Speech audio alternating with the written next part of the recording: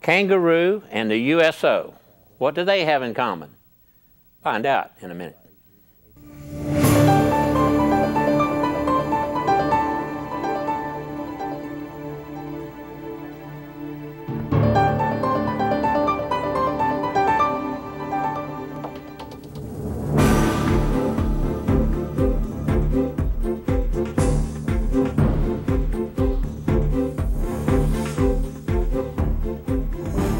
TCT presents Public Report, a look at the issues and events of importance to our viewing area. Now, here's your host. Welcome and thanks for joining us. We have with us today John Falkenbury with the North Carolina USO. And that's an important distinction, I understand. Well, it is. I mean, USO as an organization is over 70 years old. USO of North Carolina is the oldest continuously operating USO in the world. Our center in Jacksonville, Camp Lejeune, has remained open since its inception, whereas at the end of World War II, USO stopped and didn't come back to life until 1950. But the USO as an organization has about 160 centers across the globe. Right. About 80 of those centers are in the United States. And about 65 of those centers are controlled by what we call chartered organizations. For lack of a better word, they're franchised from the national USO. USO of North Carolina is a chartered organization. Same mission, we work hand in hand together, but we are separately funded. We don't receive any direct funds from our national USO. Okay. And so that's a big distinction. And what I tell folks is the USO is overseas in Europe, in the Pacific, in Southwest Asia, taking care of our troops that are deployed, and they need your help.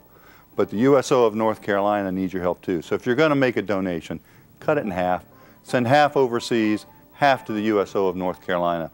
Because last year alone, we served over 407,000 men and women in uniform, their family members, and this year we're on par to hit almost 550,000 people. Right, a lot of troops coming home need a lot of help. Absolutely. I mean, our primary mission is to lift the spirits of America's military and their families, and we do that very well. We do that through the heart of our organization. The heart are over 750 volunteers around the state. We have 5 centers in North Carolina and a mobile unit. The 5 centers, the oldest one is in Jacksonville, Camp Lejeune. Then in 2004, we opened up a center at the Raleigh-Durham Airport in Terminal 2 now. In 2006, we brought Charlotte Douglas Airport Center online to serve the Charlotte community. In 2008, we opened up the Fort Bragg Center. In 2010, we launched our mobile unit to allow us to go places where we don't have fixed centers, like Seymour Johnson Air Force Base or up to the Coasties up in Elizabeth City. And last fall, we opened up a brand new center at the Fayetteville Airport. So those volunteers, the heart of the organization, taking care of the soul, are really what makes this operation run very smoothly. They're there 24 hours a day in the Raleigh-Durham Center, 18 to 20 hours a day in the Charlotte and Fayetteville Center, and then any time that we have a deployment or homecoming or any other special program or service, it's those volunteers that are there taking care of the men and women in uniform. You keep mentioning those volunteers. I'm sure that they didn't get there just through accident. Who volunteers, John? Well, you know what? It's amazing the volunteers we get. Yes, we get a lot of prior military, veterans, retired military, or their wives. We get wives and husbands of military members, particularly over at Fort Bragg or Camp Lejeune. We even get college students who are now learning about this thing called USO of North Carolina. We often have to turn them away because at the airports there are badging requirements. You can get X number of badges, but we tell them please keep applying because we do a lot of events off base. We're at our homecomings that we go out there at dark 30 in the morning. Those volunteers don't necessarily have to be badged, but they're there to give a hug goodbye to one of those deploying Marines or soldiers or airmen or our National Guard folks. So they are trained. We just don't say, boom, you're a USO volunteer. That was my next question. No, they are trained very extensively. We get a lot of help from the national organization, good standards of conduct that we have to adhere to. We are an apolitical organization. We cannot bring any biases in, whether you're left or right of the political spectrum. You're there to do one thing, and that's serve our men and women in uniform and their family members. But they are trained, and once they're trained, they can get on the shift and start working. And we have volunteers that do the volunteer coordination that will help us make sure that they are properly trained. You said, oh, dark 30 in the morning. That's for us that don't know, that's before breakfast. That is before breakfast. You know, that old saying is we get up before breakfast and then we wait. Yeah. But those volunteers are at Fort Bragg, over at Camp Lejeune, in the 110-degree summer heat, or when it's raining and pouring in the middle of the night, because you never know when a troop is actually going to deploy or come home. Simply because, you know, you have to keep that little secure, because you don't want people to know the troop movement. So they're there. They react on a moment's notice. Whenever the troops are coming home, what do the volunteers do? Well, you know, it's interesting. Before they go at a deployment site, we give them a USO care package. Those are provided to us from the National USO. Has games and snacks and toilet articles. But we noticed when they were coming home, the troops were looking for their old duffel bag, and they may not have had basic necessity items. Shampoo, small bottles of shampoo, soap, little snacks, toothbrushes, toothpaste. So we have a thing called a rack pack, R-A-C-K, for a bunk, a rack. Right. That we get collections, we get donations both in kind and money to go out and buy this equipment. And we stuff the care package in the rack packs, and then we give those to the troops when they come home, so they're not digging in that duffel bag. But that's the homecomings, and when they're coming home, it's very important. Another really great thing that we do under the radar screen, and we do it at our 3 airports. It's our honor support team and our family support team. And those are specifically run by volunteers, and they ensure that all our fallen warriors, whether they are killed in action or they're killed in a training accident at one of our bases, if they pass through on their way to their final resting place, that they have a dignified return. So that at the plane side, there is the color guard, the honor guard, the proper respect is given to those fallen warriors. And that's the honor support team, all volunteer run. The family support team ensures that the families of the fallen and our national colleagues up at Dover Air Force Base ensure that if you lose a loved one and they're coming into Dover Air Force Base, that family member can meet their loved one there. That means they're traveling through our airports. So our volunteers are notified when a family of a fallen are coming.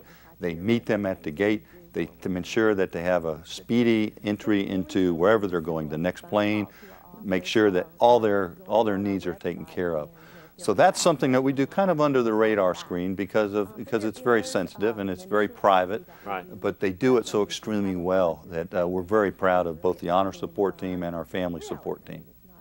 Well, one of the questions I was going to ask was what kind of an impact has this had on the military in North Carolina? But from what you're saying, it's had to have a tremendous impact on them. Well, you know, North Carolina, you know, our USO in Jacksonville Center is the oldest operating, but in 2003, that was the only center in North Carolina.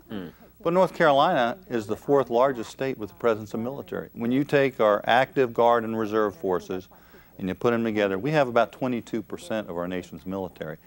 And with Fort Bragg and Camp Lejeune, they are deployable. With 10 years in war and other operations, that these guys are always going. So the need for the USO and the USO of North Carolina continues to go. As I said, last year, 407,000 people we served. That's at the airport centers. That's at deployments and homecomings. That's getting them to the NASCAR races. The NASCAR will ask us we have tickets we want, can you get them to the troops? The USO can get to the troops. Right. And we know how to do that. Just at the Coca-Cola 600, we gave about 3,500 free tickets to our men and women in uniform and their family members. Did it for up at Bristol. The Panthers. Right now, Panthers have their training camp going on. The Panthers are great supporters, and they allow us to bring and invite us to bring 10 warriors to about 4 or 5 training camps. So we bring them down from around the North and South Carolina, because we have troops down in South Carolina. That will help as well. You say the volunteers, have you got all the volunteers staffed at the airports that you need? You said that there may be a waiting period? Or? Well, yeah, I mean, the airport centers themselves, you got to go through TSA, you got to be screened, you have to do our training, their training, and get properly badged.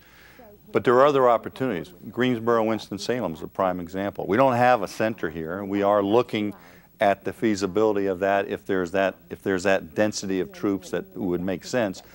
But there's a core of volunteers in Greensboro already because they know that we've got National Guard troops here and we got reserve troops here and they want to help them. Right. So we've come down and we've identified those volunteers here in the Greensboro, Winston-Salem area, and we've trained them. So now we can quickly move them to help things in the local Greensboro. We did a triad tribute to the troops back in April at the Corey Convention Center, honoring our troops here. And so those volunteers put that on. The reading programs that we do, we will invite a parent before they're going to deploy into our center, and they'll read a bedtime story, and we'll DVD it. We'll take the book and the DVD and we'll deliver it to the family member so that they can remain connected. But we also give that family member and the service member a thing called a Smiles Over Miles account card, which allows them while they're deployed to do secure video, 10 minutes of video that they can email to as many family and friends as they want. You can download that video and save it so they continue to remain connected. And then we work with, it's not just about the USO of North Carolina. It's about our men and women in uniform and their family members. And so we do work with other nonprofit organizations or great organizations like the North Carolina Reading Association. We work with them because there's a need. With all these deployments going on, something gives when you have a single mom staying at home because the husband or wife are deployed. And so reading and study skills and testing grades have gone down. So, and I'm married to a teacher. And so I said to her, I said, you know, we need to be addressing this long term.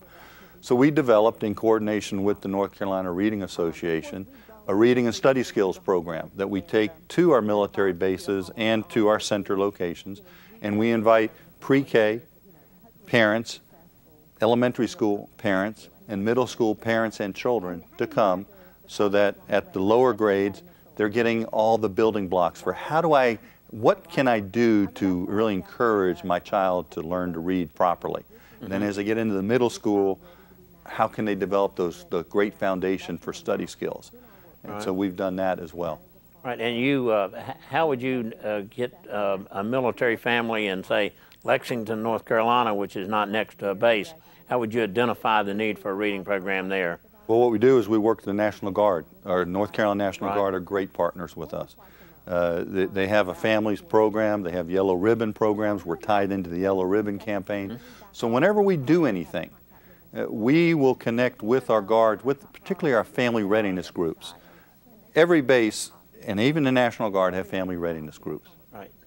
Well, we've got a lot more information. I'll tell you, we just scratched the surface on this, and really interested in it. We would want you to stay tuned and come back with us, and as we see how Kangaroo fits into this Kangaroo picture. Express. That's right, Kangaroo Express. There you go. Come back with us. It's tough out here. The days are long. The nights get lonely. But we have a job to do. We have a commitment. To our country. To our families. Our children. And to each other. The USO is a bond that we share. To help us stay close. Here at home. And far away. To find out how you can help, visit us at USO.org. The USO. Until everyone comes home. Welcome back. We're glad you came back to talk with John Falkenbury, COO and President of the USO North Carolina organization. And we had talked a little bit on the first segment about the USO and what it was doing. What are the plans for expansion in the Greensboro area? Well, that's a great question. As I said earlier, we get a lot of inquiries. Can we put a center at the airport? We're going to look at it. We're actually got a grant. We're going to look at do a demographic study here, what the density of military, primarily here it would be Guard, Reserve, and our retired community. What's the flow of traffic at the airport? But more importantly, is there community support? It costs, if you don't get in kind, if you don't get things donated, it costs about $250,000 a year to run a center. So you got to have community support behind whatever we do here. Right. And so we can't just say, yes, we want to, it feels good, put one here. There is a method to our madness. We're going to look at it very closely. But in the meantime, we are doing things here. The Triad Tribute to the Troop, Yellow Ribbon campaigns with our sustainment brigade.